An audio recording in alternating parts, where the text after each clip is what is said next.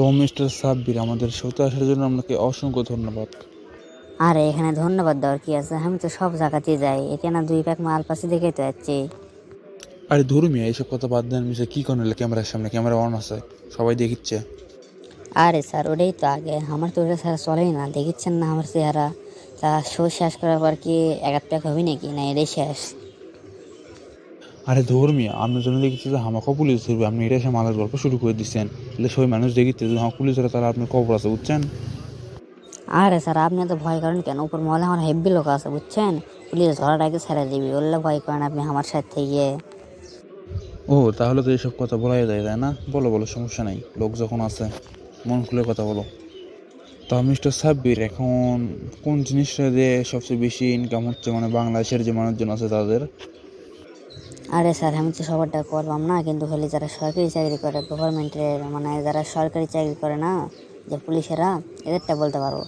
এরা যে এখন মনে করেন যে বর্তমানে যে রেপ কেস যেগুলো আসতেছে না, এগুলো থেকে প্রচুর ইনকাম করতেছে। আরে সাব্বির, এসব কি খাও তুমি? কি কানে নেশা করছো নাকি? রেপ কেস তো খুব একটা খারাপ জিনিস। আরে স্যার এটা আমি বুঝেছি আর আপনি বুঝেছেন যে এটা খারাপ জিনিস, কিন্তু মনে করেন সাধারণ মানুষের গেলে যা খারাপ হচ্ছে, পুলিশের তো খারাপ হচ্ছে না। মানে পুলিশের মেয়ের গায়ে কে হাত দেবে? যা হচ্ছে সাধারণ মানুষের গায়ে। যে রেপ করতেছে তার থেকে নিচে 20 লাখ, আর যার পরিবার থেকে যার মেয়েকে রেপ করা হয়েছে তার থেকে নিচে 2 লাখ বিচার করার জন্য। আর যে রেপ করছে তার থেকে নিচে 20 লাখ, মনে করেন যে কেসটা ঠান্ডা করার জন্য। মাঝখান থেকে কে চাচালো? পুলিশই তো।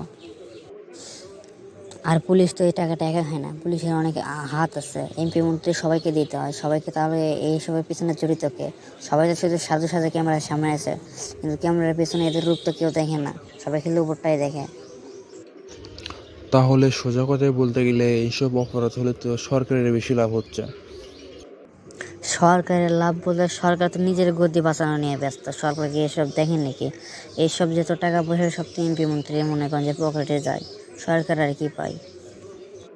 আমাদের দেশে যদি ইনসাফের সাথে কোরআনের আয়াত মেনে যদি বিচার করা হতো, তাহলে কেউ আর এসব রেপ করার সাহস পেত না, জানেন স্যার। তোমার কথার সাথে আমি একমত। এখন তো মনে করো যে মানুষ এত খারাপ হয়ে গেছে যে রাস্তার একটা পাগলিকেও ছাড় দিচ্ছে না। আর কি হবে?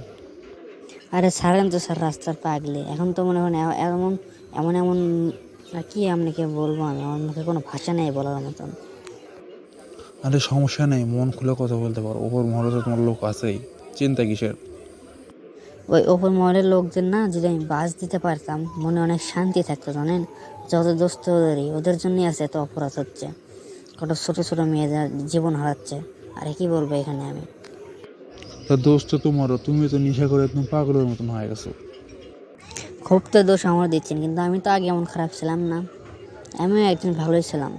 আমি ক্লাস টপার ছিলাম, কিন্তু পরিস্থিতির জন্য আমি এরকম হয়ে গেছি, জানেন না আপনি?